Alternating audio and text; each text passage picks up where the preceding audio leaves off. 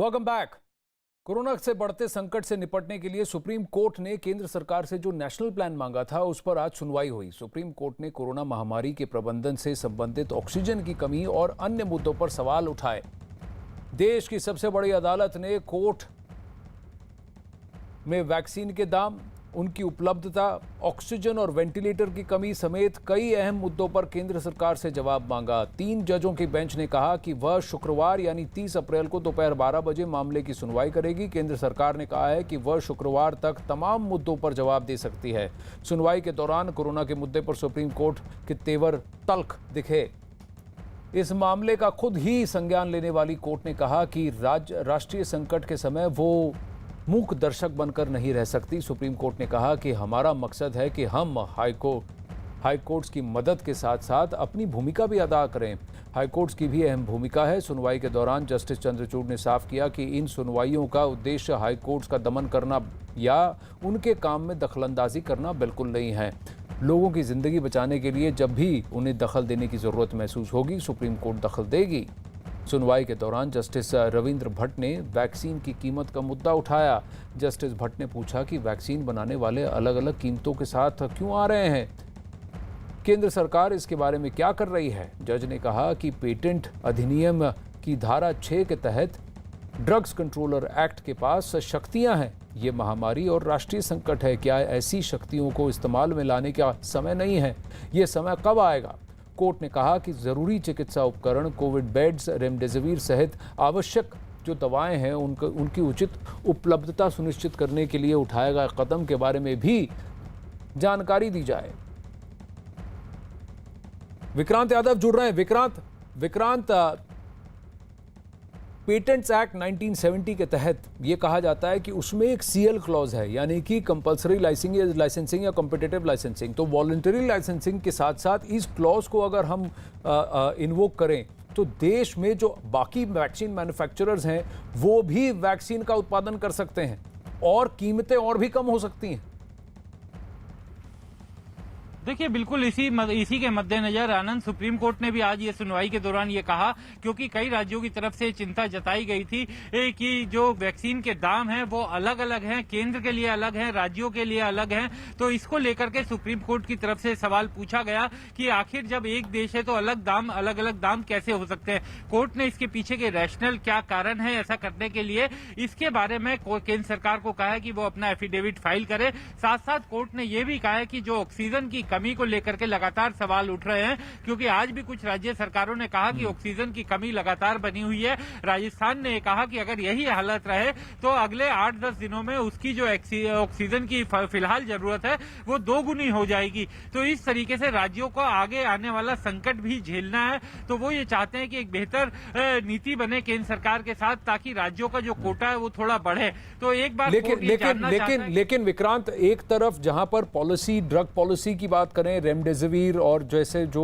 आइटोलिजुमाब है या फिर एक्टेमरा है और बहुत सारे अदर लाइफ सेविंग ड्रग्स हैं जिनकी कालाबाजारी हो रही है और जिनकी किल्लत दिख रही है, उनके मैन्युफैक्चरिंग पर अगर आप पेटेंट एक्ट को इन्वोक कर सकते हैं, लेकिन हेल्थ जो है वो तो स्टेट लिस्ट में आता है। राज्य सरकारों की भी तो जिम्मेदारी है कि वो अपनी प्लानिंग ठीक से करें।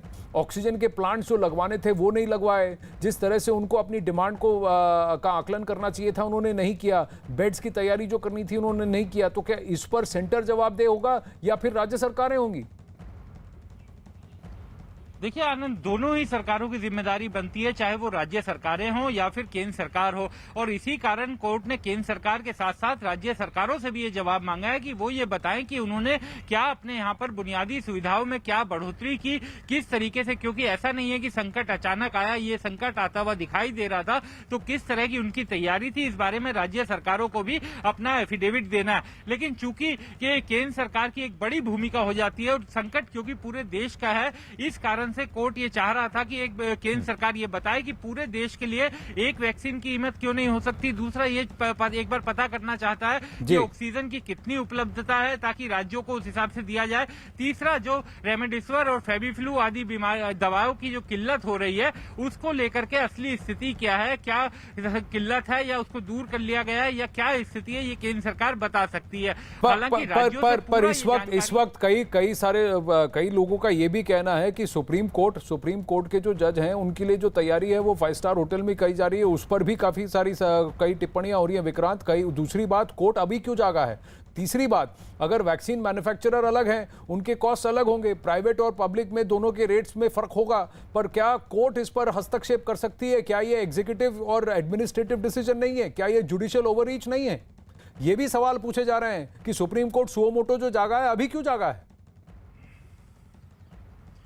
देखिए, संविधान ने ये ताकत सुप्रीम कोर्ट को दी है कि वो सुप्रीम कोर्ट इस मामले में हस्तक्षेप कर सकता है, कदम उठा सकता है। हालांकि इस बात को लेकर के पक्ष विपक्ष सवाल उठ सकते हैं कि अभी क्यों किया गया, पहले क्यों नहीं किया गया। ये सब बहस के विषय आनंद जरूर हो सकते हैं। और रही बात जो बेड्स की बात की जा रही है, 5 स्टार होटल में, 5 स्टार होटल में जो किया गया है वो दिल्ली सरकार की तरफ से किया गया है और उसके लिए हाईकोर्ट ने अनुरोध किया था कि एक कोविड सेंटर बनाया जाए, क्योंकि कोविड के मरीज लगातार बढ़ते जा रहे हैं और कोर्ट के अपने प्रेमिसेस में भी काफी मरीज देखने में आए हैं। और इस मामले में दिल्ली सरकार का ये कहना है कि उन्होंने कई और 5 स्टार होटल्स को भी कई अस्पतालों के साथ, पर वो तो सबके लिए होना चाहिए, जग के लिए, सबके लिए होना चाहिए। कोर्ट्स के और कोर्ट्स के जजेस क्या कोई खास हैं जिनके लिए खासकर क्यों 5 स्टार होटल्स की तैयारी हो रही है? ये एक सवाल पूछा जा रहा है। दूसरा, जब पूरा देश डबल काम कर रहा है तो कोर्ट छुट्टियों पर जा रहे हैं, उनके समर वेकेशन हो रहे हैं, ये भी पूछा जा रहा है। हर किसी के काम करने का तरीका अलग और हस्तक्षेप की बातें अलग, कई सारी बातें हैं, लेकिन कोर्ट ने संज्ञान में लिया है और एक ब्लूप्रिंट मांगी है सेंटर से। तो देखते हैं सेंटर क्या जवाब देता है 30 अप्रैल को।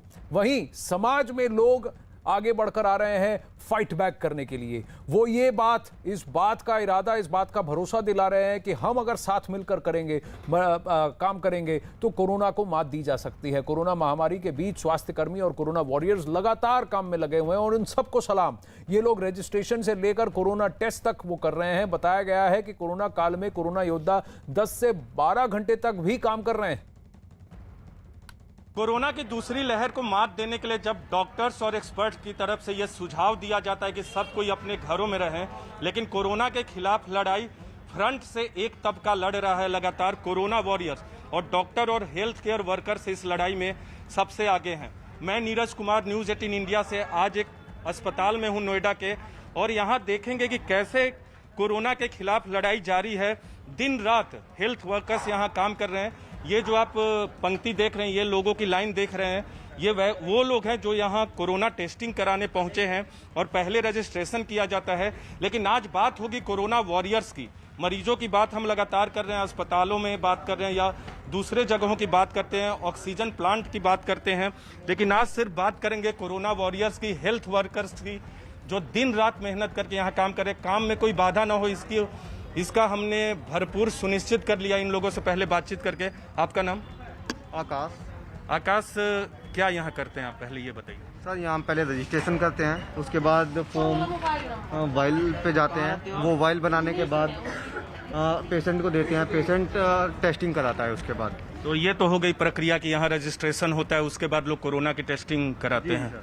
आपकी दिनचर्या कैसे चल रही है? कितने घंटे काम करना पड़ रहा है? कैसे आप कोरोना संक्रमण आप तक न पहुँचे, इसको कैसे सुनिश्चित करते हैं? सर, 5-6 घंटे डेली काम करते हैं, लेकिन लोगों को मानते नहीं है। देखिए, दूरी नहीं है, दूरी नहीं जी। देख लीजिए, 2 गज की दूरी किसी में नहीं है, गलती सबकी है। थोड़ा पीछे हट जाइए भैया, थोड़ा सा पीछे हट जाइए, दूरी बना लीजिए। मास्क तो सबके चेहरे पे है, लेकिन दूरी यहाँ नहीं है जी। मास्क भी प्रॉपर नहीं मिलता जी। अगर मास्क के लिए बोलते हैं पब्लिक से तो पीटने के लिए आते हैं। तो ये तो बहुत चुनौती है आप लोग के लिए कि सामाजिक दूरी भी ना हो, मास्क भी प्रॉपर तरीके से अगर न लगाया हो तो। और क्या करते हैं, कैसे घर में डर लगता है? हाँ सर, अकेले रहते हैं ऊपर जी। और क्या क्या घर में क्या करते हैं बतौर corona warriors, health care workers? आप लोग क्या करते हैं कि कोरोना आप तक न पहुंचे? सर, एक तो हम परिवार से दूर रहते हैं, ऊपर अकेले रूम में रहते हैं, उसके बाद हल्दी का दूध पीते हैं ताकि इम्यूनिटी बनी रहे। डर लगता है? नहीं सर। और दूसरे साथी से बात करते हैं जो हेल्थ केयर वर्कर्स ही हैं, उनसे भी बातचीत की कोशिश करते हैं कि कैसे इस दौर में, इस महामारी के दौर में, जब संख्या बहुत ही रफ्तार से देश में बढ़ रही है, वो अपने आप को बचा रहे हैं। आपका नाम? अखिलेश कुमार गुप्ता, LT। अखिलेश, कितने दिनों से आप यहाँ कर रहे हैं काम? जी, मैं तो 5 साल हो गए मुझे करते हुए। 5 साल। लेकिन इस तरह का दौर तो पहले नहीं देखा। फर्स्ट टाइम ऐसा दौर जो 1 साल से कंटिन्यू चला आ रहा है। अगर ये प्रिकॉशन अभी नहीं सुधरा तो आगे भयावह हो सकती है। हाँ। जी।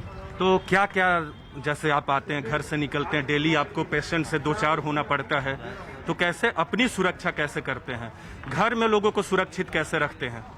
जो कोविड के प्रिकॉशन है वो तो हम लोग अपनाते ही हैं, और साथ साथ ये भी करते हैं कि पब्लिक अपनी जागरूकता अपनाए और इसको अपनाए ताकि ये फैलने से बचे और खुद सेफ हो और बाकी दुनिया को भी सेफ करें।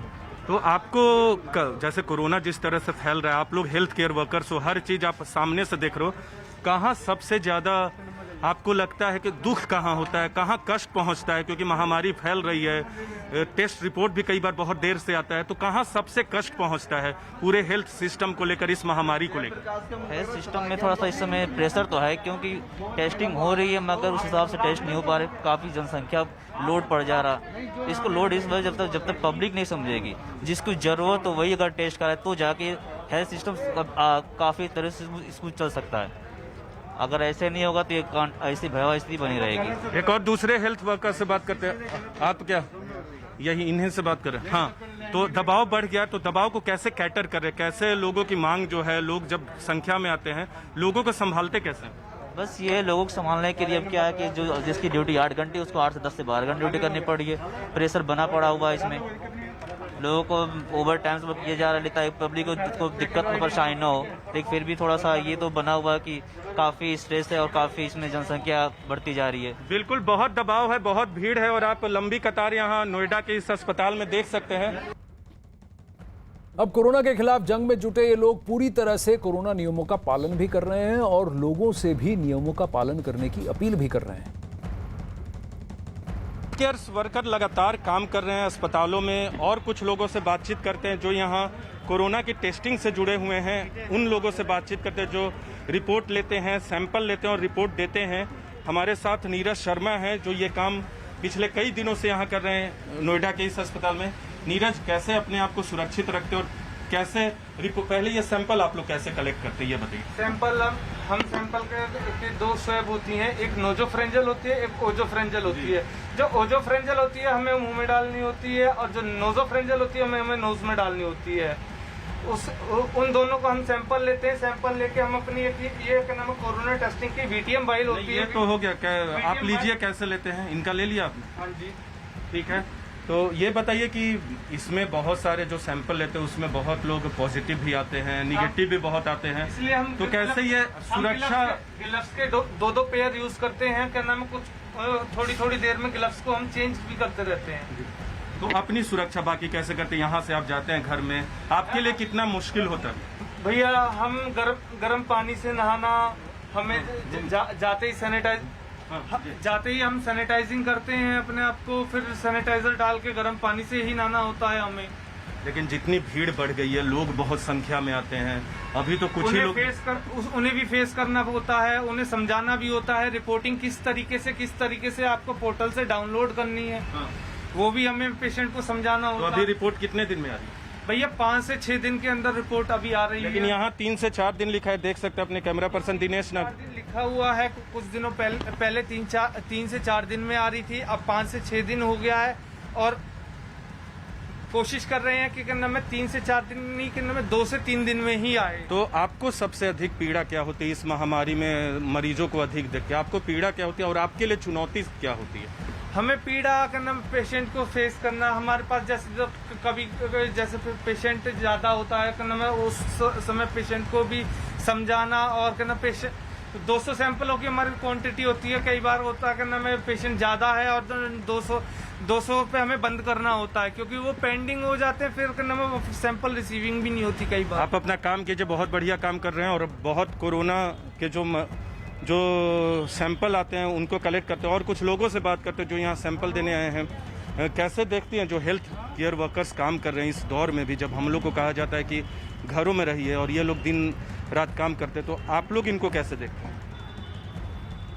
कैसे देखते हो भैया जो ये सेलेक्ट करते हैं सैंपल वगैरह लगातार, क्योंकि ये फ्रंट लाइन वर्कर्स हैं जो कोरोना से सीधे कोरोना के सैंपल को लेते हैं, पॉजिटिव निगेटिव जो भी हुआ, आप लोग कैसे देखते हो इनके?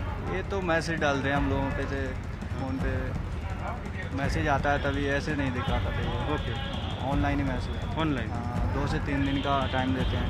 हाँ, कैसा ये लोग काम कर रहे हैं? हेल्थ केयर वर्कर्स हैं जो इस दौर में, महामारी के दौर में?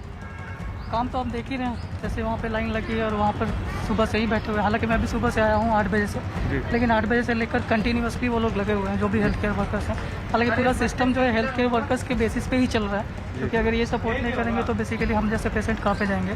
तो ऑब्वियसली काम तो कर रहे हैं और सही है, और मुझे लगता है कि लेकिन फिर भी दबाव है अस्पतालों पे हेल्थ केयर वर्कर्स। इसलिए होगा क्योंकि अभी आप देख रहे हैं कि कोरोना का केसेस कितना ज़्यादा बढ़ रहा है। तो जिस तरह से काउंट बढ़ेंगे उस तरह से पेशेंट बढ़ रहे हैं, पेशेंट बढ़ने के कारण दबाव तो होता ही है सर। बिल्कुल दबाव होता है हेल्थ केयर वर्कर्स पे। कैसे देखते हैं जो आपके सैंपल कलेक्ट करते हैं? हम लोग को कहा जाता है घरों पे रहिए, और ये लोग दिन रात सैंपल लोड एंड पे पड़ा हुआ है और अच्छे काम कर रहे हैं। जो मैं अपना करा चुका हूँ यहाँ पे, बस खाली रिपोर्ट थोड़ा लेट आती है, रिपोर्ट ले, इसलिए थोड़ा सा दिक्कत है।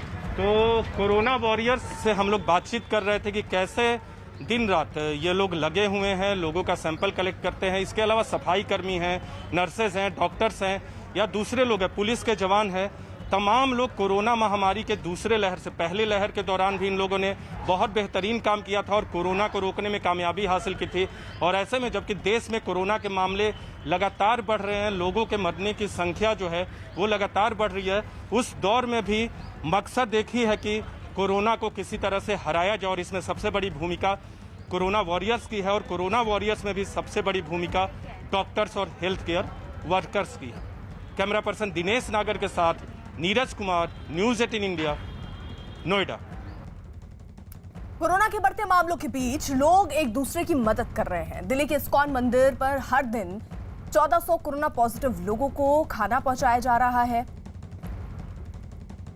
माफ कीजिए, 14,000 लोगों की कोशिश है कि यहां पर जो मरीज हैं उनको रोजाना खाना पहुंचाया जाए। इस्कॉन मंदिर में खाना बनाने से लेकर पहुंचाने तक का तमाम एहतियात बरती जा रही है। लोग मास्क, दस्ताने पहनकर खाना बना रहे हैं। कोरोना की दूसरी वेव से पूरा देश परेशान है और सबसे ज़्यादा परेशान है वो लोग जो इसके मरीज हैं। एक सोशल स्टिग्मा भी कोविड पेशेंट्स के साथ जुड़ा हुआ नजर आता है।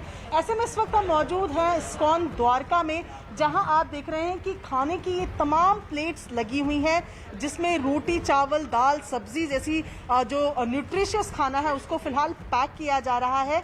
इस्कॉन द्वारका से प्रद्युमन प्रिय जी हमारे साथ यहाँ पर हैं। क्या सोच है और किन के लिए ये खाना जा रहा है?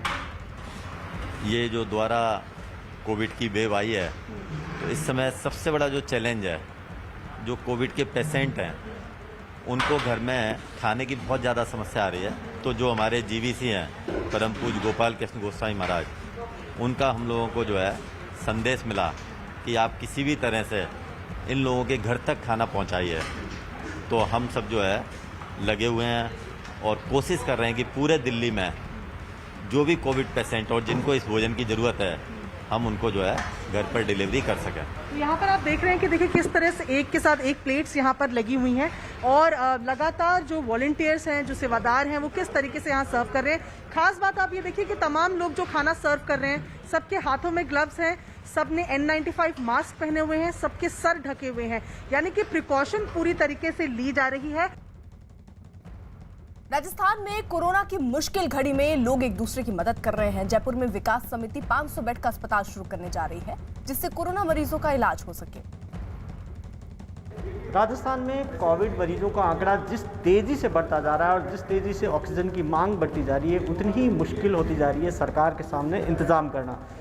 अब आम लोग आगे आए हैं। राजस्थान के जयपुर के एक मोहल्ले की विकास समिति, श्यामनगर विकास समिति, वो आगे आई है। और जिस जगह पर हम खड़े हैं, ये एक प्राइवेट अस्पताल है जो पिछले 2-3 साल से बंद था। इस बिल्डिंग के अंदर कोविड केयर सेंटर शुरू किया जा रहा है। पूरी इस बिल्डिंग के अंदर सेटअप अभी तैयार किया जा रहा है। प्रदीप गुगलिया हैं, श्यामनगर विकास समिति के अध्यक्ष हैं। इनके साथ में 2000 लोग मेंबर्स हैं जो इस काम को करने जा रहे हैं। प्रदीप जी, ये जो आप शुरुआत करने जा रहे हैं, कैसे करेंगे आप? मैं प्रदीप गुगलिया, श्यामनगर विकास समिति का अध्यक्ष हूँ। हमारी सोसाइटी करीब 30 सालों से रजिस्टर्ड और ऑडिटेड सोसाइटी है।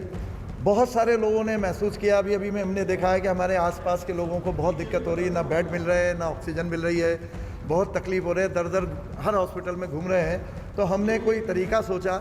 हमें जैन समाज, मैं भी जैन हूँ, जैन समाज से ये सहयोग मिला कि हॉस्पिटल हमारा बंद है, आप ले लीजिए।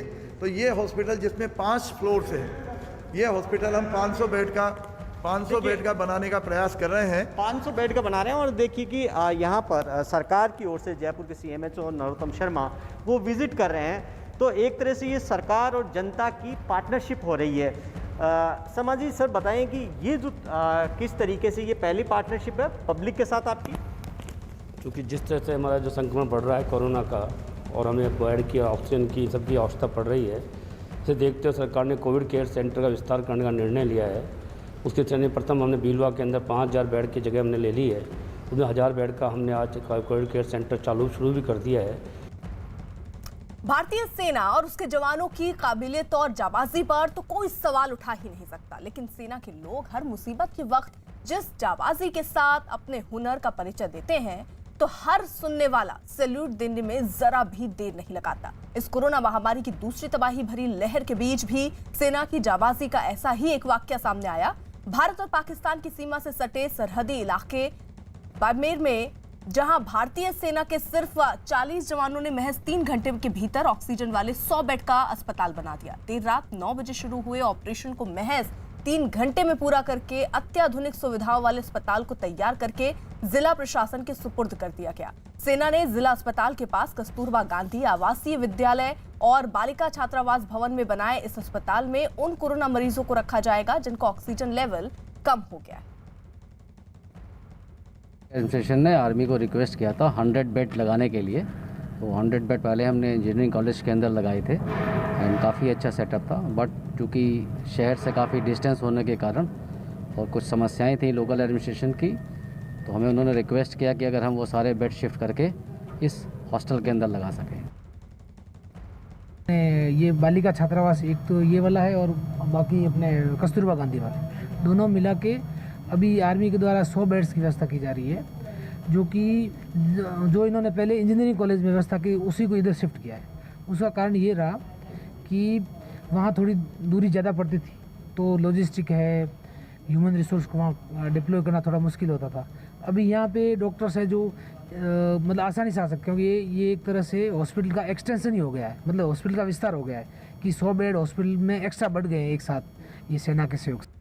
कोरोना से लड़ाई में कुछ किरदार ऐसे हैं जो जानबूझकर इस महामारी को फैलाने का काम कर रहे हैं। कोविड प्रोटोकॉल का उल्लंघन करने वाले ये लोग मुसीबत का सबब बन हुए हैं, जबकि कुछ लोग ऐसे भी हैं जो इस आपदा को कमाई का अवसर बना चुके हैं। जरूरी दवाओं की कालाबाजारी से लेकर कई अस्पताल मनमानी फीस वसूल रहे हैं। ऐसे लोगों पर लगाम लगाने के लिए सरकार सख्त कार्रवाई भी कर रही है, लेकिन सवाल ये है कि संकट काल में सौदेबाजी क्यों?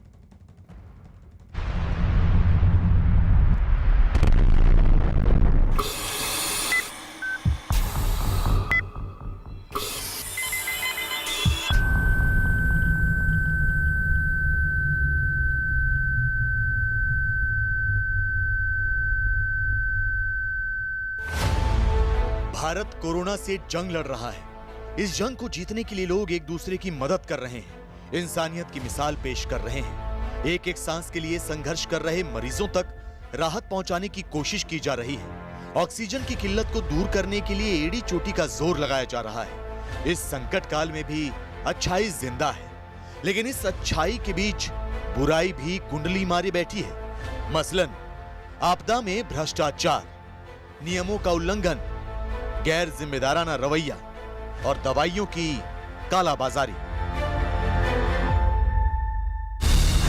जितनी शिद्दत से समाज सेवी संस्थाएं लोगों की मदद कर रही हैं, जितनी गंभीरता से सरकारें कोरोना पर लगाम लगाने की कोशिश कर रही हैं, शायद उतनी ही लापरवाही, उतना ही भ्रष्टाचार कोरोना की इस जंग में मुश्किलें पैदा कर रहा है। यकीन नहीं आता तो ये तस्वीरें देखिए।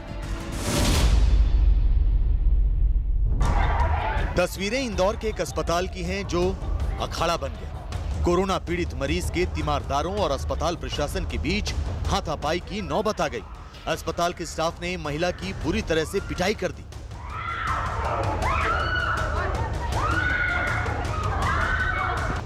आरोप है कि अस्पताल में भर्ती रवि प्रकाश वर्मा की बेटियां कृतिका और रुचिका अस्पताल की ओर से ज्यादा बिल मांगे जाने का विरोध कर रही थी, जबकि अस्पताल प्रशासन अधिक राशि मांगे जाने के आरोपों से इनकार कर रहा था। इसी बात पर दोनों पक्षों में मारपीट शुरू हो गई। अस्पताल में भर्ती मरीज की बेटी रुचिका की माने तो उनकी बहन के कपड़े भी फाड़ दिए गए। जबकि काउंटर पर रखे 1 लाख रुपए भी अस्पताल वालों ने रख लिए। इनका ये भी आरोप है कि पुलिस ने आरोपियों को थाने ले जाकर छोड़ दिया। हमारा वो पैसे की इसमें ये बोल रहे हैं हम 1 लाख रुपए मेंशन नहीं करेंगे, हमारी गाड़ी की चाबी भी मेंशन नहीं करेंगे हॉस्पिटल स्टाफ की, और ये भी बोल रहे हैं हमारा जो मोबाइल गायब है वो भी हम नहीं देंगे। लोगों को प्रेशर बना रहे हैं और इन लोगों ने वहाँ हॉस्पिटल के स्टाफ को सबको भेज दिया है, अरेस्ट एक को भी नहीं किया है। मतभेद तो इनको कल से ही चल गए थे, पर आज वो सेटिस्फाई नहीं थे तो महावीर हॉस्पिटल शिफ्ट कर रहे थे। इसी बीच में कुछ बिल जो बना कि प्राइवेट वार्ड का बिल कुछ 10,000 आता है, 7,000 आता है जनरल वार्ड का, ऐसा कुछ था, तो उसमें बिल में कुछ अंतर आया 6-7 हज़ार का। इस बात पे इनका आपस में विवाद हो गया। हालांकि पुलिस ने मामले में रुचिका वर्मा की ओर से अस्पताल स्टाफ के खिलाफ FIR दर्ज कर ली है, लेकिन अगर अस्पताल प्रशासन पर ज्यादा बिल लिए जाने का आरोप सही पाया गया तो ये वाकई शर्मनाक घटना होगी। कोरोना से जंग में कुछ दवाइयां बेहद कारगर साबित हो रही हैं। रेमडेसिविर भी इन्हीं में से एक है। लिहाजा रेमडेसिविर की बढ़ती मांग को देखते हुए कालाबाजारी भी सक्रिय हो गए हैं। रेवाड़ी में ऐसे ही कालाबाजारियों पर शिकंजा कसा गया। पुलिस के मुताबिक करीब 2,000 रुपए की कीमत वाला इंजेक्शन 23,000 रुपए में बेचा जा रहा था। 23,000 में बेचा जा रहा था। उन्होंने उनको फर्जी ग्राहक बना के भेजा, तो उन्होंने 2450 की जगह 23,000 रुपये की, तो मौके पर उससे पूछताछ की गई। उसके पास कोई लाइसेंस वगैरह इस बारे में नहीं मिला। इंजेक्शन नहीं दे रहे, न CMO में दे रहे हैं, कोई पूछता ही नहीं है। आप कर लो। कहाँ भर के आप कर रहे हो? मातृगांव से। अभी आप बता रहे कितने में इंजेक्शन मिल रहा है आपको, ब्लैक में जो दे रहे हो आप? 28,000 रुपये का दे रहे हैं आप।